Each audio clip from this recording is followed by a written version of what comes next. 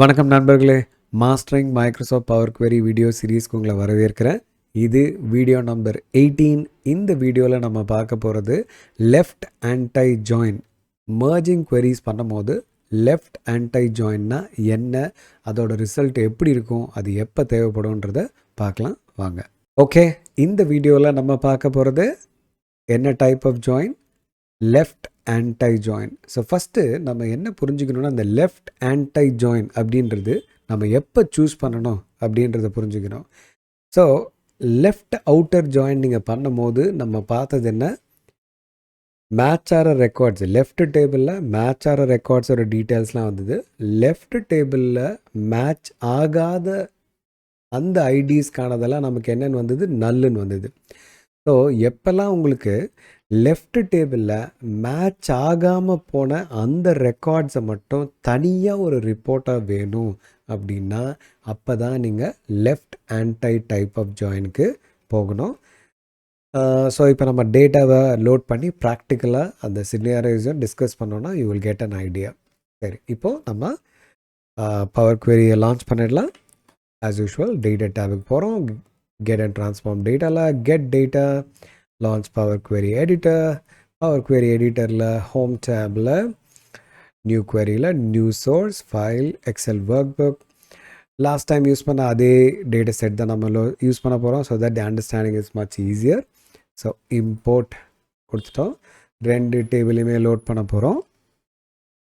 So select multiple item. So ரெண்டுத்தையும் select பண்ணிவிட்டு we will load these two tables. இது simple டேபிள்ன்றதால transformation தேவை கிடையாது. ப்ரொமோட் ஹெட்டர்ஸையும் சேஞ்ச் டைப் ஸ்டெப்பையும் ரெண்டுத்தையும் அக்செப்ட் பண்ணிக்க போகிறோம்.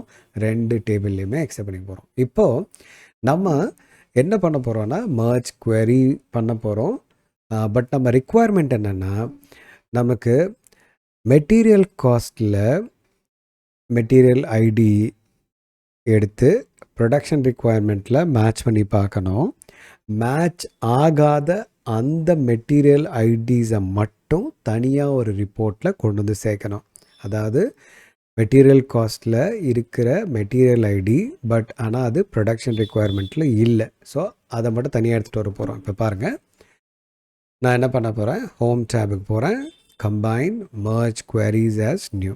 ஸோ என்னோடய டாப் டேபிள் மெட்டீரியல் காஸ்ட்டு, என்னோடய bottom table production requirement, common column material ID select பண்ணிவிட்டு டைப் ஆஃப் ஜாயின் வந்து left anti rows only in the first அப்படின்னு சொல்லுது. இதுக்கு அர்த்தம் வந்து என்னென்னா, அது லெஃப்ட் சைட் டேபிளில் மட்டும்தான் இருக்குது, ரைட் சைட் டேபிளில் இல்லை அப்படின்னா which are unmatched in the second table.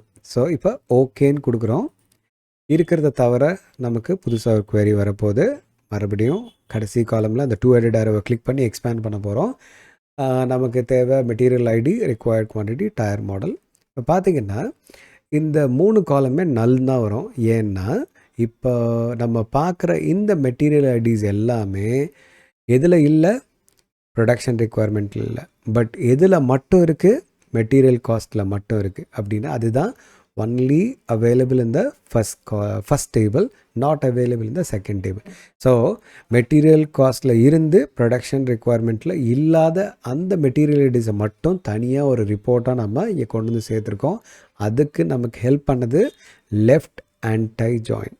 So மறுபடியும் ரிப்பீட் பண்ணுறேன், எப்பெல்லாம் ஃபஸ்ட்டு டேபிளில் மேட்ச் ஆகாத அந்த டேட்டாவை மட்டும் தனி ரிப்போர்ட்டாக உங்களுக்கு வேணும்னு நினச்சிங்கன்னா நீங்கள் சூஸ் பண்ண வேண்டிய ஜாயின் டைப் லெஃப்ட் ஆன்டை.